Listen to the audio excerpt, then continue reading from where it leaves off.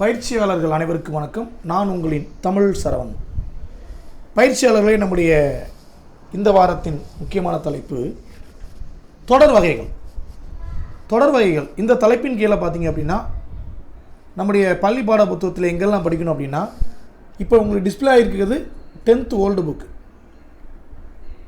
10th old புக்கில் பார்த்தீங்கன்னா page number 24 சொற்றொடர் வகைகள் அப்படின்னு ஒரு டீட்டெயில்டாக எல்லாமே இருக்கிற மாதிரி கொடுத்துருக்காங்க.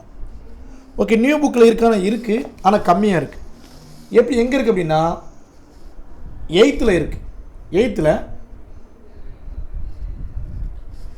இயல் 2 பேஜ் நம்பர் 40 இருக்குது. ரைட்டுங்களா? ஆனால் இதில் இருக்கிற பகுதிகள் ரொம்ப கம்மி, குறைவு. ஸோ போட்டித் தேர்வுக்கான பகுதிகளாக அது அந்தளவுக்கு போதுமான அளவு இல்லை. அதனால் 10ஆம் வகுப்பில் இருக்கக்கூடிய பழைய புத்தகத்தில் இருக்கக்கூடிய விஷயங்களை பார்த்திங்க அப்படின்னா கம்ப்ளீட்டாக எல்லாமே கவர் ஆகிடுது. ஏறக்குறைய பார்த்திங்கன்னா ஒரு 16 சொற்றொடர்களை பற்றி கொடுத்துருக்காங்க. அதை டீட்டெயிலாக பார்த்தாலே போதும், இந்த தலைப்பு கவர் ஆகிடும். பார்க்கலாங்களா? வாங்க பார்க்கலாம். ஒவ்வொன்றாக பார்க்கலாம். நம்முடைய 8வது புத்தகத்தில் எப்படி கொடுத்துருப்பாங்க அப்படின்னா, நியூ புக்கில் தொடர்கள் பார்த்திங்கன்னா பொருள் அடிப்படையில் 4 வகைப்படும் கொடுத்துட்டு, இந்த முதல் 4 10ஆம் வகுப்பில் இருக்கிற முதல் 4 தான் கொடுத்துருக்காங்க. நம்ம 10th நிறைய இருக்கிறனால டேரெக்டாக 10th பார்த்துருவோம். ஓல்டு புக் முதல் தொடர் என்னென்னு பாருங்கள். செய்தி தொடர். பரிதிமார் கலைஞர் மதுரைக்கரையில் உள்ள விளாச்சேரியில் பிறந்தார். இதை பார்க்குறப்ப என்ன தெரியுது? ஒரு தமிழறிஞர் விளாச்சேரி அப்படின்ற ஊரில் பிறந்திருக்கார். அது மதுரைக்கு அருகில் இருக்குது. இது நம்ம எப்படி பார்க்குறோம் அப்படின்னா, ஒரு செய்தியாக பார்க்கிறோம். இது போன்று செய்திகளை கூறக்கூடிய ஒரு தொடர் செய்தி தொடர் என அழைக்கப்படுகிறது. இதை பாருங்கள். 2வது உதாரணம், திருவள்ளுவர் திருக்குறளை இயற்றினார். கரிகாலன் கல்லணையை கட்டினான். இது அனைத்துமே செய்திகள் தான். இந்த மாதிரி செய்திகளை தெளிவாக எடுத்து கூறுகின்ற தொடர் செய்தி தொடர். அவ்வளோதான். 2வது தொடர் பாருங்கள், வினா தொடர். எழில் என்ன சாப்பிட்டாய்? அன்பரசி, நேற்று நீ ஏன் பள்ளிக்கு வரவில்லை? எங்கே செல்கிறாய்? இந்த மாதிரி நிறைய சொல்லிட்டு போகலாம். சிலப்பதிகாரத்தை இயற்றவர் யார்? மணிமேகலை இயற்றவர் யார்? இப்போ நான் உங்களுக்கு கேள்வி கேட்குறேன், போட்டித் தேர்வு வினாக்கள் கேட்குறாங்க. இது எல்லாமே வினாத்தொடரின் கீழே தான் வரும். அதாவது வினாப்பொருளை தருகின்ற தொடர் வினாத்தொடர். அவ்வளோதான். அது பார்த்த உடனே பின்னாடி பார்த்தீங்கன்னா ஒரு வினாக்குறியோடு அமைஞ்சிருக்கும். அதை வச்சு என்ன பண்ணிக்கலாம், எளிமையாக அடையாளப்படுத்தி விடலாம். அதற்கு அடுத்த தொடர் உணர்ச்சி தொடர். இந்த உணர்ச்சி தொடரை பார்த்த உடனே கண்டுபிடிச்சிடலாம். ஏன்னா அதில் நம்முடைய நிறுத்தற்குறிகளில் உணர்ச்சிக்கான குறிகளை இட்டிருப்பாங்க. ஆச்சரியக்குறி, இந்த மாதிரி குறிகளை இட்டிருப்பாங்க. இதை பாருங்களேன். அடேயப்பா எவ்வளோ பெரிய ஏரி! அடேயப்பா எவ்வளோ பெரிய ஏரி! இதை பார்க்குறப்ப தெரியுது. புலி வருகிறது. மலையின் உயரம்தான் என்ன! அடடா என் தங்கை பரிசு பெற்றாள். இந்த மாதிரி வார்த்தைகளை நீங்கள் பார்க்குறப்ப எல்லாத்துலேயும் என்ன இருக்குது அப்படின்னா, இந்த ஆச்சரியக்குறி இருக்கும். அப்போ அந்த ஆச்சரியக்குறியை வச்சுக்கிட்டு அது உணர்ச்சி தொடர்ந்து கண்டுபிடிச்சிடலாம். புரியுதுங்களா? இங்கே ஒரு உதாரணம் கொடுத்துருக்காங்க பாருங்கள். கண்ணகியும் கயல்விழியும் பாதையில் நடந்து கொண்டே பேசி செல்கின்றனர். கயல்விழியின் காலில் முள் ஆழமாக குத்திவிட்டது. உடனே அவர் எவ்வாறு அலறி இருப்பார்? குத்திவிட்டது. அந்த பக்கத்தில் பார்த்தீங்கன்னா ஒரு உணர்ச்சிக்குறி வரும். நிறுத்தற்குறிகளில் அந்த உணர்ச்சிக்குறிகள் எங்கெல்லாம் பயன்படுத்தியிருக்காங்களோ, அதாவது ஆச்சரியக்குறி, அந்த ஆச்சரியக்குறி எங்கெல்லாம் பயன்படுத்தியிருக்காங்களோ அதெல்லாம் பெரும்பாலும் பார்த்தீங்கன்னா உணர்ச்சி தொடராக தான் இருக்கும். பொதுவாக உணர்ச்சி என்பது பார்த்திங்கன்னா எந்த மாதிரி விஷயங்களை வெளிப்படும் அப்படின்னா, ஒன்று மகிழ்ச்சி, இன்னொன்று வியப்பு, துன்பம் முதலிய உணர்ச்சிகள் எங்கெல்லாம் செயல்படுதோ அங்கெல்லாம் பார்த்திங்கன்னா இந்த உணர்ச்சி தொடர் இடம்பெறும். நிறைய உதாரணம் சொல்லிட்டே போகலாம். இங்கே பாருங்கள். ஐயோ முள் குத்தி விட்டது. என்னே இமயமலையின் உயரம். அந்தோ நாய் வண்டியில் அடிபட்டு விட்டது. ஐயோ என்னமோ ஆயிடுச்சு அப்படின்றாங்க இல்லையா, அந்த மாதிரி. இது எல்லாமே பார்த்தீங்கன்னா உணர்ச்சி தொடர்களில் தான் வரும். இதில் என்ன சார் போட்டித் தேர்வுக்கான விஷயம் வரும் அப்படின்னா, உணர்ச்சி தொடர் கீழ்கண்ட எவற்றிலிருந்து வெளிப்படும் அப்படின்னு கேட்பாங்க. எந்த உணர்ச்சிகளின் அடிப்படையில் வெளிப்படும் அப்படின்னா, மகிழ்ச்சி, வியப்பு, துன்பம். இதில் இல்லாததை ஒன்று கொடுத்து இதில் வெளிப்படுமான்னு கேட்க வாய்ப்புகள் உண்டு. பொதுவாக இந்த தலைப்பினை பொறுத்த மட்டும் வினா எப்படி வரும் அப்படின்னா, கீழே 4 வாக்கியத்தை கொடுத்துட்டு சொற்றொடரை கொடுத்துட்டு ஏதாவது ஒரு கேள்வி கேட்டு இதில் எது வினாத்தொடர், இல்லை எது செய்தி தொடர் அப்படி கேட்கலாம். இதில் நிறைய மாதிரியான வினாக்கள் உண்டு. ஸோ நம்ம இதை பார்ப்போம். இதை பார்த்துருவோம், நம்ம விஷயத்தை படிச்சுடுவோம். அதுக்கப்புறம் வினாக்கள் எப்படி கேட்குறான்றதை பின்னாடி பார்க்கலாம். அடுத்து பாருங்கள் கட்டளை தொடர் ஆர்டர். இதில் பாருங்களேன், பார்த்துப்போ, கவனமாக படி. இதில் எல்லாம் எப்படி இருக்குது அப்படின்னா ஒரு கட்டளை இடும் மாதிரி இருக்குது. பாசத்தோடு சொல்கிற மாதிரி இருந்தாலும் அதில் ஒரு ஏவல், ஒரு கட்டளை இருக்கிறது. அதே மாதிரி இங்கே பாருங்கள், அப்போ இது போன்ற கட்டளை பொருளில் வரக்கூடிய வாக்கியங்கள் கட்டளை தொடர். ரைட்டுங்களா? பார்த்துப்போ, கவனப்படி, பார்க்குறது எப்படி இருக்குது, ஒரு ஆணை இடுவது போல் இருக்கிறது. அதனால் ஆணை என்பது கட்டளை, ஆணை என்று சொல்லக்கூடாது, கட்டளை தான் கரெக்ட். இப்போ கட்டளை என்ற தொடரில் வரக்கூடிய விஷயங்கள் கட்டளை தொடர். Right, okay. அடுத்து பாருங்கள் தனிநிலை தொடர். அழகன் பாடம் எழுதுகிறான். அழகன் பாடம் எழுதுகிறான். மா, பலா, வாழை ஆகியன முக்கணிகள். நல்லா கவனித்து பாருங்கள். அழகன் என்பது எழுவாய். எதில்? இந்த முதல் தொடரில் அழகன் அப்படின்றது எழுவாய். ரெண்டாம் தொடரில் பாருங்கள் மா, பலா, வாழை, இந்த மூணு சேர்ந்து பார்த்தீங்கன்னா எழுவாயாக நிற்குது. அப்போ ஒரு எழுவாய் என்பது ஒன்றுக்கு மேற்பட்ட எழுவாயாக, நல்லா கேட்டுக்குங்க, ஒரு எழுவாயை தொடர்ந்து ஒரு பயனிலை கொண்டு முடிஞ்சிருந்துச்சுன்னா அது ஒரு தனிநிலை தொடர் அப்படின்வாங்க. அதாவது ஒரு எழுவாய் இருக்கணும், அதை தொடர்ந்து ஒரு பயனிலை இருக்கணும். எது சார் பயனிலை? அழகன் பாடம் எழுதுகிறான். அழகனை விடுத்துட்டு மீதி பாருங்கள், அது எல்லாமே பயனிலை. அதே நேரத்தில் அது ரெண்டாவது உதாரணத்தில் பார்த்தீங்கன்னா மா, பலா, வாழை ஆகியன முக்கணிகள். இந்த மூணும் பார்த்தீங்கன்னா எழுவாய். ஒன்றுக்கு மேற்பட்ட எழுவாய்கள் இருக்கலாம். அதை தொடர்ந்து பயனிலையை கொண்டு முடிஞ்சிச்சு அப்படின்னாலும் தனிநிலை தொடர் தான். தனிநிலை தொடர் கண்டிப்பாக குழப்பத்தை உண்டாக்கிறோம். நல்லா பார்த்துக்க. ஒரு எழுவாய் அதை தொடர்ந்து ஒரு பயனிலை இருந்துச்சுன்னா அது தனிநிலை தொடர். ஒன்றுக்கு மேற்பட்ட எழுவாய்களும் இருக்கலாம், மனதில் வச்சுக்கோங்க. அப்புறம் தனிநிலை தொடர் பார்த்தா அதுக்கு அடுத்து என்ன இருக்க போகுது? தொடர்நிலை தொடர் கண்டிப்பாக இருக்க போகுது. என்ன தொடர்? தொடர்நிலை தொடர். கார்மேகம் கடுமையாக உழைத்தார், அதனால் வாழ்வில் உயர்ந்தார். இப்போ பாருங்கள், பார்க்குறப்ப தெரியுது இது ரெண்டு வார்த்தை, ஆனால் சேர்ந்து ஒன்றோடு ஒன்று பார்த்தீங்கன்னா ஜாயின் பண்ண மாதிரி ஒரு தொடர் வண்டி மாதிரி இருக்குது. அதுக்கு பேரே பார்த்தீங்கன்னா தொடர்நிலை தொடர். தொடர்ந்து வந்து பொருள் தருவது. ரைட்டுங்களா? இங்கே பாருங்கள், நேற்று மழை பெய்தது, அதனால் ஏரிக்குளம் நிரம்பின. அப்போ அந்த இடத்துல ரெண்டு வார்த்தைகள், ஆனால் ஒன்றுக்கு ஒன்று தொடர்புள்ள வார்த்தைகள். இந்த மாதிரி வந்துச்சு அப்படின்னா தொடர்நிலை தொடர். இலக்கண முறைப்படி ஒரு எழுவாய் பல பயனிகளை கொண்டு முடிகிறது. பார்த்தா அப்படி கிடையாது. ஒரு எழுவாயோ ஒன்றுக்கு மேற்பட்ட எழுவாய்களோ ஒரே பயனிலை கொண்டு முடிந்தால் தனிநிலை தொடர். அப்படி இல்லாமல் ஒரு எழுவாய் பல பயனிலைகளை கொண்டு முடிவது தொடர்நிலை தொடர். முக்கியமாக என்ன இருக்கும்? அதனால், ஆகையால், அந்த மாதிரி இணைப்பு சொற்கள் இருக்குது. இணைப்பு சொற்கள் நிறைய இருக்கு இல்லையா? போல, இந்த மாதிரி நிறையா இருக்குது. அதனால், ஆகையால், எனவே, ஏனெனில், இந்த மாதிரி இணைப்பு சொற்களோடு இருக்கும். கன்ஜெக்ஷன் வேர்டு அப்படின்வாங்க ஆங்கிலத்தில். ஓகேங்களா? அடுத்து கலவை தொடர். நேற்று புயல் வீசியதால் பள்ளிக்கு விடுமுறை. நல்லா கேளுங்க, நேற்று புயல் வீசியதால் பள்ளிக்கு விடுமுறை. முருகன் இரவும் பகலும் அயராது படித்ததால் கூடுதல் மதிப்பெண்கள் பெற்றார். நேற்று புயல் வீசியதால் பள்ளிக்கு விடுமுறை. முருகன் இரவும் பகலும் அயராது படித்ததால் கூடுதல் மதிப்பெண்கள் பெற்றான். இது என்ன சார் கலவை தொடர்? கவனிங்க, ஒரு தனி சொற்றொடர் அல்லது அதற்கு மேற்பட்ட துணைத்தொடர்களுடன் கலந்து வருவது. தனி சொற்றொடர் இருக்கு, துணைத்தொடர்கள் இருக்கு, இந்த மாதிரி கலந்து வந்து சார் பேர் கலவை தொடர். சார் புரியலையே சார், கவனிங்களேன். இப்போ நமக்கு நேற்று பள்ளிக்கு விடுமுறை அப்படின்னா முடிஞ்சு போயிருக்கும். அப்படி கொடுக்கல அவங்க. நேற்று புயல் வீசியதால் பள்ளிக்கு விடுமுறை, இது கலவை தொடர். அதே மாதிரி பாருங்க, முருகன் இரவும் பகலும் அயராது படித்தால் கூடுதல் மதிப்பெண் பெற்றான். முருகன் கூடுதல் மதிப்பெண் பெற்றான்னு போட்டால் நார்மலான வாக்கியம், தனிநிலை தொடராக போட்டு முடிச்சிருக்கலாம். அதில் ஒரு எக்ஸ்ட்ரா ஒன்று சேர்க்குறாங்க பாருங்கள், முருகன் இரவும் பகலும் அயராது படித்ததால் கூடுதல் மதிப்பெண் பெற்றான். அப்போ ரெண்டுமே கலந்துருக்கு, தனிநிலை தொடரும் வருது, அதை தொடர்ந்து பார்த்தீங்க அப்படின்னா தொடர்நிலை தொடரும் வருது. இப்போ கலந்து இருந்தால் அதுக்கு பேர் என்னென்னு பார்த்தீங்கன்னா கலவை தொடர். புரியுதுங்களா? ஓகே. அடுத்து பாருங்கள், செய்வினை தொடர். இது ரொம்ப முக்கியம்ப்பா. செய்வினை தொடர் அடிக்கடி கேள்வி கேட்டுகிட்டே இருப்பாங்க. செய்வினை செயற்பாடு வினைகளை கேட்டுகிட்டே இருப்பாங்க. பார்த்து எளிமையாக புரிஞ்சுக்கலாம். கவனிங்களேன். குடியரசுத் தலைவர் உலக தமிழ் மாநாட்டை தொடங்கி வைத்தார். இத்தொடரில் குடியரசுத் தலைவர் வந்து எழுவாய், தெரிஞ்ச விஷயம்தான். உலக தமிழ் மாநாடு செய்யப்படு பொருள், தொடங்கி வைத்தார் பயனிலை. இதில் என்ன சார் செய்வினை தொடர்? நல்லா கேட்டுக்குங்க. எழுவாய் செய்யும் வினையை கொண்டு முடியும் தொடர். குடியரசுத் தலைவர் என்ன பண்ணுறாருன்ற விஷயம் கிளியராக தெரியுது.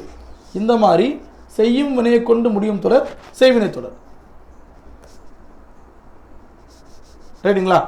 இதனால கவனிங்க, செய்யப்படு பொருளோடு இரண்டாம் வேற்றுமை உருபு ஐ வெளிப்பட்டு வரும். இங்கே என்ன சார் செய்யப்படும் பொருள்? உலக தமிழ் மாநாடு. அது எங்கே சார் ஐ உருபு வந்திருக்கு? குடியரசுத் தலைவர் உலகத்தமிழ் மாநாட்டை தொடங்கி வைத்தார். புரியுதுங்களா? ஆனால் அது மறைஞ்சு நிற்குது, ஆனால் வெளிப்படலை. இந்த மாதிரி அதாவது எழுதலை, டேட்டா இல்லை, ஆனால் நமக்கு பார்த்தா தெரியுது. கண்டிப்பாக பார்த்தீங்கன்னா உள்ள ஐ இருக்குன்னு தெரியுது. குடியரசுத் தலைவர் உலகத்தமிழ் மாநாட்டை தொடங்கி வைத்தார். உலக தமிழ் மாநாடு தொடங்கி வைத்தார். இங்கே பாருங்கள். அப்போ இது நார்மலான வார்த்தை. இந்த ஐ வெளிப்பட்டுருக்குன்னு பாருங்கள், இங்கே வெளிப்பட்டுருக்கு. இது போன்று இரண்டாம் வேற்றுமை உருபு ஐ வெளிப்பட்டு வந்தால் அது என்ன தொடர்னு பார்த்தீங்கன்னா செய்வினை தொடர். சில தொடரில் மறைந்து வரும். எங்கே சார்? உதாரணம் பாருங்கள். எடுத்துக்காட்டு, மாவட்ட ஆட்சியர் கொடியேற்றினார். அவர் கொடியை தான் ஏற்றினார், ஆனால் கொடியின்னு வரல. கொடியை இன்னும் எழுதினாலும் தப்பு கிடையாது. அப்போ ஒன்று ஐ வெளிப்படையாக வெளிப்பட்டு வரும், வெளிப்படாமல் வரும். ஆனால் இதுலேயும் பாருங்கள் எழுவாய் இருக்குது. மாவட்ட ஆட்சியர் செய்யப்படும் பொருள் பார்த்தீங்க அப்படின்னா கொடி ஏற்றினார்.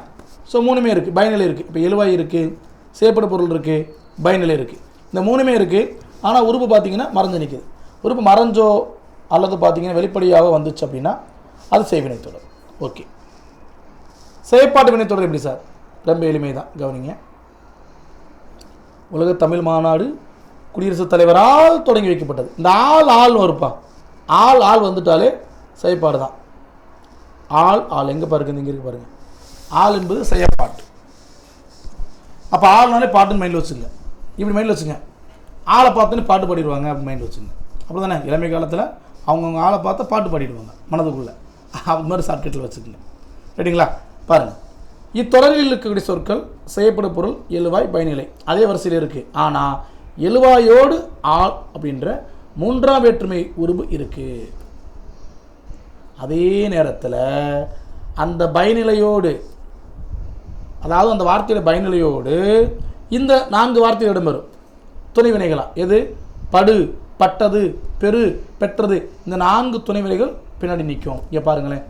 உலக தமிழ் மாநாடு குடியரசுத் தலைவரால் தொடங்கி வைக்கப்பெற்றது வந்துருச்சு. மேலே இருக்க இந்த 2 வாக்கியத்தை அப்படியே செய்யப்பட வினையை மாற்றி பார்க்கலாமா? கொஞ்சம் வேறு எக்ஸாம்பிளா? இங்கே பாருங்கள். குடியரசுத் தலைவர் உலக தமிழ் மாநாட்டை தொடங்கி வைத்தார். இது அப்படியே செய்யப்பட்ட வினை எப்படி மாற்றுறது? உலக தமிழ் மாநாடு குடியரசுத் தலைவரால் தொடங்கி வைக்கப்பட்டது. ஆள் வந்துருச்சு, பட்டது வந்துருச்சு. இப்போ பட்டது இங்கே பாருங்க இருக்கு, பாருங்க பட்டது இங்கே இருக்கு.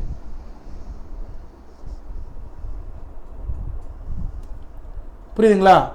இதை அப்படியே மாற்றுங்க பார்ப்போம். செய்வினை செய்யப்பட்ட வினையாக. மாவட்ட ஆட்சியர் கொடியேற்றினார். கொடி மாவட்ட ஆட்சியரால் ஏற்றப்பட்டது. பட்டது வந்துருச்சு. ஒன்று பட்டது வரும் அல்லது பெற்றது வரும். ஒரு சில இடங்களில் படு பெரு வரும். ரைட்டுங்களா? அது நம்முடைய போட்டித் தேர்வில் கேட்கப்பட்ட வினாக்களை பார்த்தாலே புரியும். பார்க்கலாம். அடுத்த தொடர் பாருங்கள். தன்வினை தொடர், இன்னொன்று பிறவினை தொடர். ரெண்டையும் நம்ம என்ன பண்ணலாம்? ஒன்று சேர்ந்து பார்க்கலாம். ஒரு உதாரணத்தை பார்த்து எடுத்துடனே. பாத்திமா திருக்குறள் கற்றாள். பாத்திமா திருக்குறள் கற்பித்தாள். ரெண்டுக்கு என்ன சார் வித்தியாசம்? பாத்திமா என்பவள் திருக்குறள் என்ற புத்தகத்தை தான் கட்டுறாங்க, ஆனால் திருக்குறள் கற்றாள் அப்படின்னு கொடுத்துருக்காங்க. ஓகே, இருக்கட்டும். அடுத்து பாருங்கள். பாத்திமா திருக்குறள் கற்பித்தாள். இதில் முதல் தொடர் நாள் விட்டுருக்கு நோக்குங்க. எழுவாய் ஒரு செயலை தானே செய்வதனால்.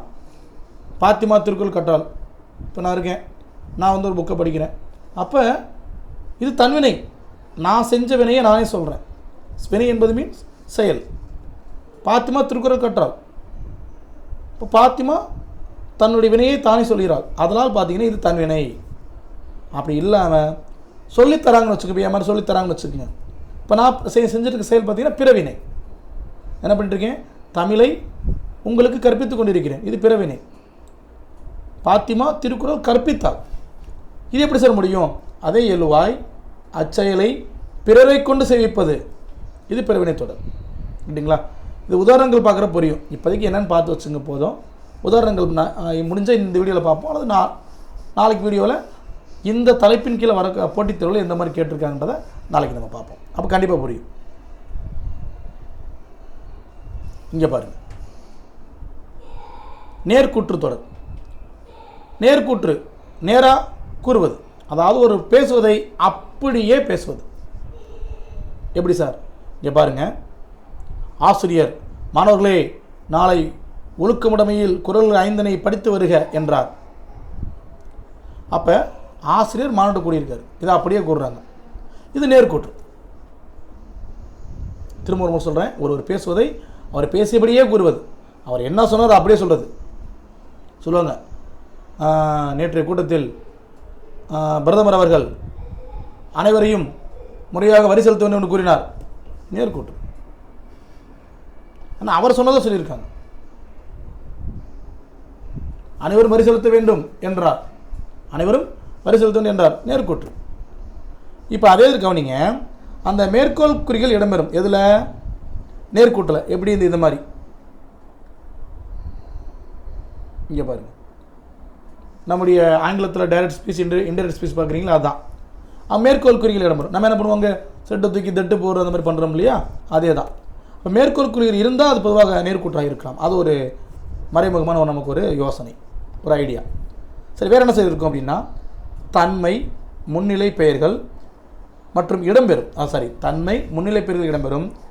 அதே மாதிரி இங்கு, இப்போது, இவை என சுட்டு பெயர்கள் அங்கே வரும். நேற்று, இன்று, நாளை என காலப்பெயர்களும் வரும். சரிங்க சார், இங்கே தான் வந்திருக்கு, அந்த மாதிரி வந்திருக்கா பார்க்கலாமா? பாருங்கள், ஆசிரியர் மாணவர்களே நாளை ஒழுக்கமுடைமையில் குறள்கள் 5 படித்து வருக. இதில் எங்கே சார் வந்திருக்கு? நாளைன்ற வார்த்தை வந்துட்டாலும் அது என்னதான்? நேர்கூற்று. கீழே கொடுத்துருக்காங்க இல்லையா? அப்போ நல்லா கவனிங்க, ஒரு கூற்றை, இது ரொம்ப முக்கியம். நேர்கூற்றை தான் அடிக்கடி கேட்குறாங்க. செய்வினை, செய்யப்பட்ட வினை, அல்லது நேர்கூற்று, அயற்கூற்று. இது அடிக்கடி தொடர்ச்சியாக வினாக்கள் கேட்கக்கூடிய பகுதி. அப்போ எப்படி பார்க்கணும்னு பாருங்கள். ஒன்று மேற்கோள் குறிகள் வச்சு பார்க்கணும். அடுத்து அதை தொடர்ந்து தன்மை முன்னிலை பெயர்கள் இங்கே இருக்கணும். தன்மை முன்னிலை. அதை தொடர்ந்து இங்கு, இப்போது, இவை. இது 3மே சுட்டு பெயர்கள். நமக்கு தெரியும் இல்லையா, சுட்டெழுத்துக்கள், சுட்டு பெயர்கள் நம்ம பார்த்துருக்கோம், ஆல்ரெடி ஏற்கனவே பார்த்துருக்கோம். அப்போ இங்கு, இப்போது, இவை வந்துட்டால் அது நேர்கூற்றாக இருக்க வாய்ப்பு இருக்குது. நேற்று, இன்று, நாளை என காலப்பெயர்கள் வந்தாலும் அது நேர்கூற்றாக இருக்க வாய்ப்பு இருக்குது. ரைட்டுங்களா? உதாரணங்கள் பார்க்கலாம். தேன்மொழி பொன்னியிடம் நான் நாளை மதுரைக்கு செல்வேன். இப்போ இதில் என்ன சார் அப்படின்னா, மேற்கோள் குறி வந்துருச்சு, அதை வச்சு என்ன பண்ணிடலாம், இது நேர்கூட்டுன்னு முடிவு பண்ணிடலாம். நேர்கூட்டுன்னு முடிவு பண்ணலாம். இன்னொன்று நாளையும் வந்திருக்கு, அப்போ கண்டிப்பாக நேர்கூட்டு தான். இந்த மாதிரி முடிவு பண்ணணும். அடுத்த பக்கத்தில் பார்ப்போம். அயற்கூட்டு எப்படி இருக்கும்? இதுக்கு அப்படியே ஆப்போசிட்டில் இருக்கும். எப்படி சார் சொல்கிறது?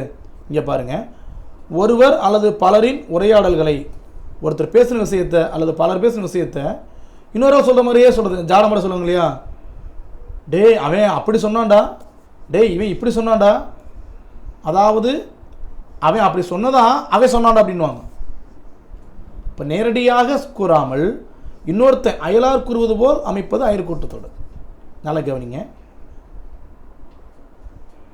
பொன்னி மதுரைக்கு செல்வதாக கூறினாள் அப்படின்னா, பொன்னி நாளை மதுரைக்கு செல்வதாக கூறினால்னா நேர்கூற்று. அப்படி இல்லாமல் பொன்னியிடம் தேன்மொழி தான் மறுநாள் மதுரைக்கு செல்வதாக கூறினாள், இந்த ஆகன்ற வார்த்தை இருக்கும். என்று ஆக, இந்த 2 வார்த்தைகள் அதில் வந்து இடம்பெறும். அதை வச்சு அதை அயற்கூட்டுன்னு கண்டுபிடிச்சிடலாம். அதே நேரத்தில் மேற்கோள் குறிகள் அதில் வராது. அயற்கூட்டில் மேற்கோள் குறிகள் வாரா. அதுமாதிரி இக்கூட்டில் பார்த்தீங்கன்னா தன்மை முன்னிலை பெயர்கள் படக்கை பெயர்களாக மாறும். தன்மை முன்னிலை இருக்கிறது, இன்னொரு ஆள் சொன்ன மாதிரி தான் சொல்கிறது, முன்னாடி கால் சொன்னது தன்மை முன்னிலை. அப்படி இல்லாமல் மூணாவதாக ஒரு தேர்ட் பர்சன் சொல்கிற மாதிரி வரக்கூடியது பார்த்திங்கன்னா படற்கை. அதே நேரத்தில் சுட்டு பெயர்கள் அது, அவை, அங்கே என மாறும். அங்கே ஈலே பார்த்தோம் எல்லாமே, இங்கே எல்லாமே ஆழ மாறுது. அது, அவை, அங்கே என மாறும். அதே நேரத்தில் அங்கே நேற்று இன்று நாளை பார்த்தோம், இங்கே அப்படி கிடையாது. அந்நாள், மறுநாள், அந்நாள், மறுநாள் என மாறும். முக்கியமாக இணைப்பு சொற்கள் என்றுன்னு ஒன்று வரும் அல்லது ஆகன்னு வரும். இதெல்லாம் வச்சு நம்ம அயற்கூட்டுன்னு என்ன பண்ணிடலாம், முடிவு பண்ணிடலாம். ரொம்ப அற்புதமாக கொடுத்துருக்காங்க இல்லையா 10th வேர்ல்டு புக்கில். எஸ், சரி, இதை மைண்டில் வச்சுங்க. நாளைக்கு உதாரணங்கள் பார்த்துக்கலாம். அடுத்து பாருங்கள், உடன்பாட்டு தொடர். உடன்பாட்டு தொடர். அந்த வார்த்தையை நல்லா கவனிங்க. இந்த மீதி இருக்கக்கூடிய தொடர்கள்லாம் கொஞ்சம் எளிமை தான், பார்த்துருங்களேன், பார்த்தாலே புரியும், எக்ஸாம்பிள் பார்த்தாலே புரிஞ்சிடும். உடன்பாட்டு தொடர் செயல் அல்லது தொழில் நிகழ்வதை நேர்மறையாக உணர்த்துவது உடன்பாட்டு தொடர். நேர்மறை எப்படி? இங்கே பாருங்கள், கலைச்செல்வி கட்டுரை எழுதினாள், பொன்னி பாடல் பாடினாள். இந்த மாதிரி நேர்மறையாக விஷயங்களை சொல்வது உடன்பாட்டு தொடர். அப்படி இல்லாமல் அதே விஷயத்தை எதிர்மறையாக சொன்னால், கலைச்செல்வி கட்டுரை எழுதிலல் அப்படின்னு வந்துச்சுன்னா எதிர்மறை தொடர்.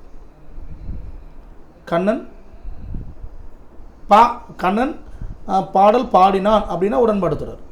கண்ணன் பாடல் பாடவில்லை அப்படின்னா எதிர்மறை தொடர். புரியுதுங்களா? அப்போ ஒரு செயல் நடப்பதற்கு ஆப்போசிட்டாக சொன்னாங்க அப்படின்னா அது எதிர்மறை தொடர். ரைட்டுங்களா? அடுத்து பாருங்களேன், பொருள் மாறா எதிர்மறை தொடர். அது எதிர்மறை தொடரில் ஒரு வித்தியாசமான ஒரு வகை, பொருள் மாறா எதிர்மறை தொடர். இங்கே பாருங்கள், இந்த வார்த்தையை நல்லா கவனிங்க.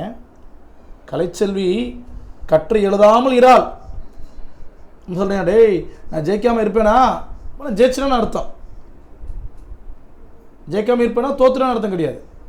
அப்போ அதாவது அந்த வார்த்தை நல்லா கவனிங்க. கலைச்செல்வி கற்று எழுதாமல் இராள், அவள் எழுதாமல் இருக்க மாட்டா. அப்போ வார்த்தை ரெண்டு வார்த்தையுமே இடம்பெற்ற மாதிரி வருது. இந்த மாதிரி இருந்துச்சுன்னா பொருள் மாறவில்லை ஆனால் எதிர்மறை தொடர். அதுலேயும் பார்த்தீங்கன்னா கலைச்செல்வி கற்றை எழுதினால் என்னும் தொடர் உடன்பாட்டு தொடர், கலைச்செல்வி கற்றை எழுதவில்லை என்பது எதிர்மறை தொடர். இது அப்படி இல்லை. எப்படி இருக்கு? கலைச்செல்வி கற்றை எழுதாமல் இரால் வந்திருக்கு. இது இன்னொரு விதத்தில் புரிஞ்சுக்கலாம். நம்ம என்ன பார்த்தோம், நேர்மறை தொடர் பார்த்தீங்களா? இதனுடைய அர்த்தம் என்னவாக இருக்கும், பொருள் என்னவாக இருக்கும்னா நேர்மறை தொடர்கிற அர்த்தம் தான் இருக்கும். பாருங்களேன், கலைச்செல்வி கற்றை எழுதாமல் இரால் அப்படின்னு என்ன அர்த்தம்? கற்றை எழுதிட்டாங்க, அப்போ நேர்மறை தொடர் தானே. ஆனால் அதையே அந்த வார்த்தையை பயன்படுத்தாமல் வேறு வார்த்தையில் பயன்படுத்தி சொல்கிறது. அப்படி சொன்னாங்கன்னா பொருள் மாறாமல் எதிர்மறை தொடர். இந்தியா வென்றதுன்னு டேரெக்டாக சொல்லணும், அவர் சொல்கிறது இல்லை, பாகிஸ்தான் தோற்றுறது. அப்போ அந்த போட்டியில் இந்தியா தான் விளையாண்டுருக்கோம். அப்போ என்னது? பொருள் மாறலை ஆனால் எதிர்மறையாக சொல்கிறாங்க. இந்த மாதிரி சொல்கிறது பார்த்திங்க அப்படின்னா பொருள் மாறாத எதிர்மறை தொடர். ரைட்டுங்களா? ஓகே, அடுத்து ஒரு இரண்டு எதிர்மறை தொடர்கள், எதிர்மறை சொற்கள் நல்லா கேட்டுங்க, இரண்டு எதிர்மறை சொற்கள் சேர்ந்து வந்துச்சு அப்படின்னா அது எந்த பொருளை கொடுக்கும் அப்படின்னா உடன்பாட்டு பொருளை கொடுக்கும். இரண்டு எதிர்மறை சொற்கள் சேர்ந்து வந்தால் என்ன பொருளை கொடுக்குமா? உடன்பாட்டு பொருளை கொடுத்து விடும். சார் இந்த 16 தொடர் தானே அப்படின்னா இன்னொன்று இருக்குது, நோட் பண்ணிக்கோங்க, விளைவு தொடர். இது புது புக்கில் இருக்குது. விளைவு தொடர் வி வி லை ஓ, விளைவு தொடர். விளைவுனா என்னப்பா? விருப்பம். இது மொத்தம் 4 பொருளில் வரும். என்னென்ன பொருள் அப்படின்னா, ஒன்று ஏவல். ஏவல் என்ன சார் அப்படின்னா இளமையில் கல். இளமையில் கல் அதாவது நம்ம சொல்கிற மாதிரி ஒரு செயலை தூண்டி விடுற மாதிரி இருக்கும் ஏவல். இன்னொன்று வேண்டுதல் பொருளில் வரும். வேண்டுதல் பொருள் என்ன பொருள் வரும்? வேண்டுதல் பொருளில் வரும். எப்படி சொல்கிறது? உன் திருக்குறள் நூலை தருக, உனது புத்தகத்தை தருக, எனக்கு இரவல் தருக, இதெல்லாம் பார்த்தீங்கன்னா வேண்டுதல் பொருளில் வரும். இன்னொன்று வாழ்த்துதல் பொருளில் வரும். வாழ்த்துதல் எப்படி? உழவு தொழில் வாழ்க, 63 கலைகள் வாழ்க, இதெல்லாம் பார்த்தீங்க அப்படின்னா வாழ்த்துதல் பொருளில் வரும். அடுத்து பார்த்தீங்கன்னா திட்ட மாதிரி வரும். வைதல், கல்லாமை ஒழிக, எதிரிகள் ஒழிக, இந்த மாதிரி வைதல் வைதல் பொருளை வரும். இந்த 4 பொருளை வந்துச்சுன்னா அந்த தொடருக்கு பேர் விளைவு தொடர். இப்போ சில பேருக்கு பார்த்தீங்கன்னா சில தொடர்களும் குழப்பத்தில் தான் இருக்கும், நான் மறுக்கலை. ஏன் அப்படின்னா ஒரே மாதிரி இருக்கும். செய்வினை, செய்பாட்டு வினை, இந்த தன்வினை, பிறவினை, இதெல்லாம் ஒரே மாதிரி தான் இருக்கும். பயப்படாதீங்க. நம்ம அதுக்கான அந்த போட்டித்தில் கேட்கப்பட்ட வினாக்கள் எடுத்து பார்க்குறப்ப நம்ம அதை பற்றி ஒரு கிளியரான ஐடியா கிடச்சிடும். ரைட்டுங்களா? முதல் நாளில் பார்த்தீங்கன்னா நம்ம இதை கற்றுக்குவோம். முதல் வீடியோனால கற்றுட்டு நாளைக்கு என்ன பண்ணணும்னு அப்ளை பண்ணி பார்ப்போம். ரைட்டுங்களா? ஓகே, நல்லபடியாக படிங்க. வேறு ஏதாவது சந்தேகம் இருந்துச்சுன்னா என்னுடைய வாட்ஸ்அப் நம்பருக்கு கேளுங்க. தேங்க்யூ, நன்றி.